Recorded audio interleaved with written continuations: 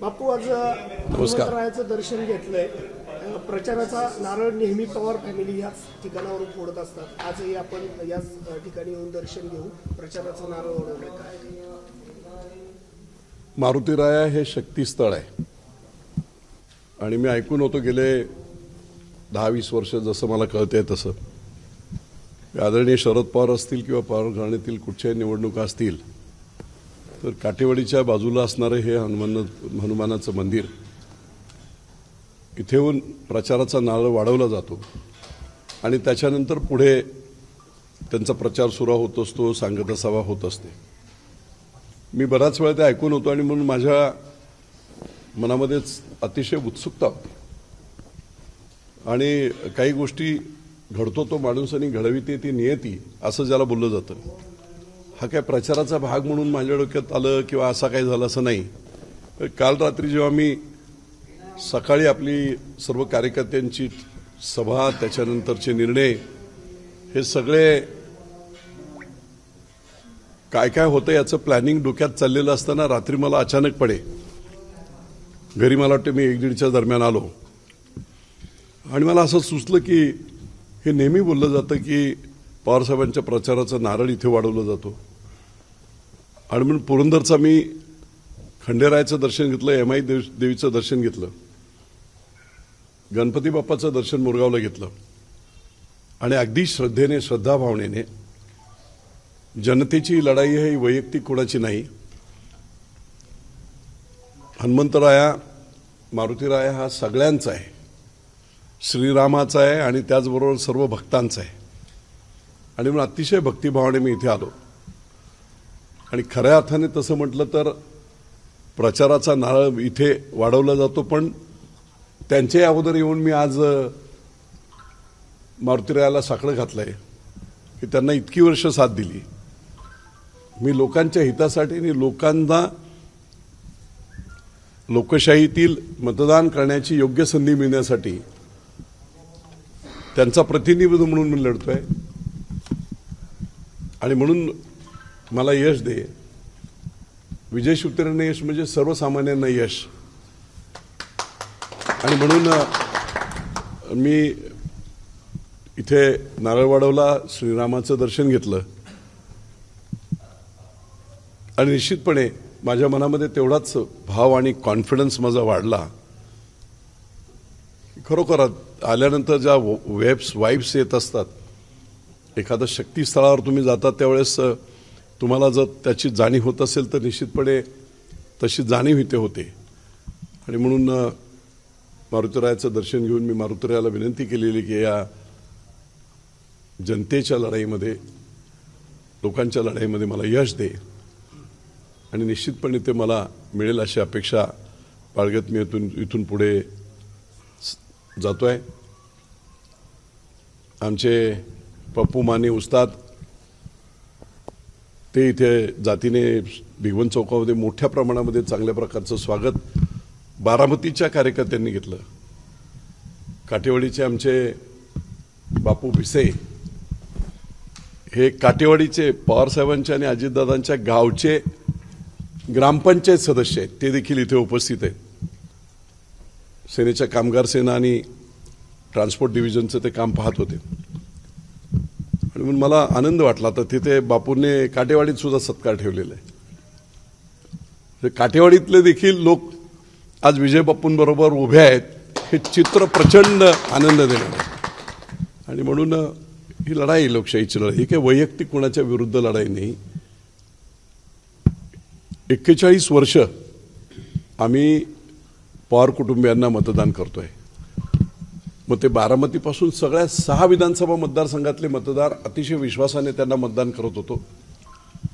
पुरंदरच्या माझ्या मतदारांनी, पुरंदरच्या स्वाभिमानी जनतेने बारामतीपेक्षाही 2 वेळा जास्त मतदान केलेलं आहे पवारसाहेबांना आणि असं असताना आम्ही आता 2 पिढ्या 3 पिढ्या झाल्या तर किती दिवस यांना मतदान करायचं. 6 विधानसभा मतदारसंघामध्ये सर्वांना ती संधी मिळाली पाहिजे आणि जर तुम्ही विकास मला जेजुरी शहरात विकास दिसतो, पण बारामती शहरात विकास दिसतो, पण बारामतीच्या पश्चिम पट्ट्यात ग्रामीण भागात गेलं तुमचं मोरगाव असेल, आंबे असेल, भोयटेवाडी असेल, या सगळ्या भागामध्ये आज प्यायला पाणी नाही. आणि म्हणून ही संधी जे 50 वर्षात पवारांकडून झालं नाही ते गेल्या वेळेस मी सुप्याच्या सभेमध्ये मुख्यमंत्री देवेंद्र फडणवीस यांच्या समोर सांगितलं होतं. मी त्यावेळेस मंत्री होतो आणि मला संपूर्ण त्याची कल्पना होती की पाण्याचं पुनर्नियोजन करून 4 TMC पाणी नीरा नदीमधून आज पाणी कुठून येत आहे, त्या दुष्काळी भागात थोडंफार येत आहे ते पुरंदर उपसाचं आणि थोडंफार येत आहे ते जानाई सिरसाईचं. जानाई सिरसाईच्या पाण्यामध्ये पाणीच उपलब्ध नाही आहे. पुण्याला पाणी इतकं लागतं आहे त्याच्यामुळे जानाई सिरसाईमधून पाणी मिळत नाही. 4 TMCची जी योजना अजितदादा पवार बऱ्याच वेळा मंत्री होते, साहेबांना याची कल्पना आहे. तुम्ही हिशोब काढा की या दुष्काळी भागाला तुम्ही 4 TMC पाण्यातलं किती पाणी दरवर्षी दिलं. 10-20 वर्षाचा हिशोब काढला, योजना केली, परंतु पाणी मिळवून देण्यासाठीचे जे प्रयत्न असायला हवेत त्या एक्झिक्युटिव्ह इंजिनियरला आणि कार्यकारी अभियंत्याला बोलवत देखील नाहीत कालवा समितीच्या मिटिंगमध्ये की बाबा तुला किती पाणी लागणार आहे, उन्हाळ्यात किती लागणार आहे, पावसाळ्यात किती लागणार आहे, खरीपला किती लागणार आहे, रब्बीला बोलवत देखील नाही. दुर्दैव आहे. आणि म्हणून गेल्या वेळेस मी मंत्री असताना ती काळजी घेतली होती. कालवा समितीमधून मी येऊन पाणी सोडायचो, जलपूजन मी करायचो. दुर्दैवाने हा जो पश्चिम पट्टा आहे, हा जो पूर्व पट्टा आहे तो ब्रिटिश कालापासून वीरच्या धरण्यामुळे बागायती आहे. इथे विद्याप्रतिष्ठान किंवा 4-5-10-20 इमारती बांधल्या, एसटी स्टँड बनलं, त्याने विकास होत नाही. विकास त्याला म्हणतात जेव्हा सर्वसामान्य माणसाच्या खिशात पैसे खेळावे लागतात, त्याच्या आनंदाचे दिवस. या तुम्ही विकास काय होतो तो पुरंदर उपसा मी जशी चालवली 19% पैसे पाणी दिलं, 3 वर्ष पाणी फ्री दिलं. आणि म्हणून बारामती आणि पुरंदरचा शिव आहे, ती शिव म्हणजे माळशिरस गाव आहे. माळशिरस गावात 3000 एकर ऊस आहे, 3000 एकर. आणि त्याच्या पलीकडे, बांधाच्या पलीकडे बारामतीच्या हद्दीत आलं तर सगळा सुखसखाट आहे. वाईट अवस्था आहे. मध्ये त्यांनी आंदोलन केलं होतं की पाणी मिळत नाही म्हणून. तिथल्याच लोकांनी, पश्चिम पट्ट्यातल्या लोकांनी आंदोलन केलं होतं, उपोषण केलं होतं. मला वाटतं आपल्या सर्वांना माहीत असेल की एक वरिष्ठ महिला माता, तिने काय वाक्य देतं, सुप्रिया सुळे स्टेजवर उभे असताना तुम्हाला 15 वर्ष मतं देतोय पण तुम्ही आम्हाला फसवलंय, आता तुम्हाला ह्यावेळेस आम्ही फसवू का. अख्ख्या महाराष्ट्रभर ती क्लिप फिरली होती. मी राजकीय टीका करत नाही, पण ही वस्तुस्थिती आहे. जर गोरगरिबांच्या संसारामध्ये आनंद खेळत नसेल तर तुमच्या टिपरीत गेला असा विकास फक्त कुठेतरी मोठ्या दिवे लावा आणि रोड करा, नाही.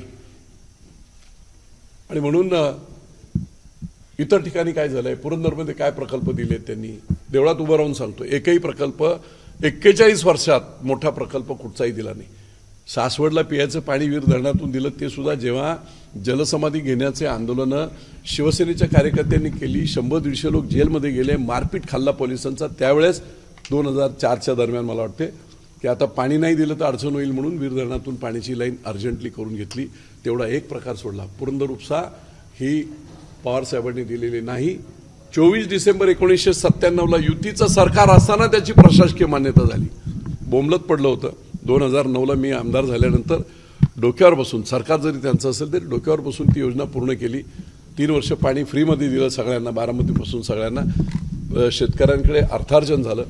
नंतर काम संपल्यानंतर पाहिलं की बाबा MCFTचा रेट परवडत नाही, 285 मीटर इतकी उंच लिफ्टिंग होते आणि मग पाणी स्वस्त मिळालं पाहिजे. म्हणजे पवार साहेबांना मी सांगू इच्छितो की या देशामध्ये पाण्यावर क्रॉस सबसिडी, इंडस्ट्रीवर क्रॉस सबसिडी, इंडस्ट्रीयल युनिट्सवर क्रॉस सबसिडी विजेचे बिल भरण्यासाठी शेतकऱ्यांचे, तशी उपसा सिंचन योजनेची विजेची बिल भरण्यासाठी पाणी वापरणाऱ्या जेवढ्या कंपन्या आहेत महाराष्ट्रामध्ये, दारूच्या कंपन्या, पाण्याच्या कंपन्या, विस्लरीच्या कंपन्या, thermal power station, sugar plants, steel plants, या सगळ्या कंपन्यांना लागणारं जे पाणी आहे त्याच्यात फक्त थोडीशी वाढ मी केली आणि त्याच्यातून 550 कोटी रुपये दरवर्षी मिळायला लागले. ते महामंडळामध्ये ठेवले आणि 81% बिलं शेतकऱ्यांची ही भरण्याचा कायमस्वरूपी व्यवस्था मी केली.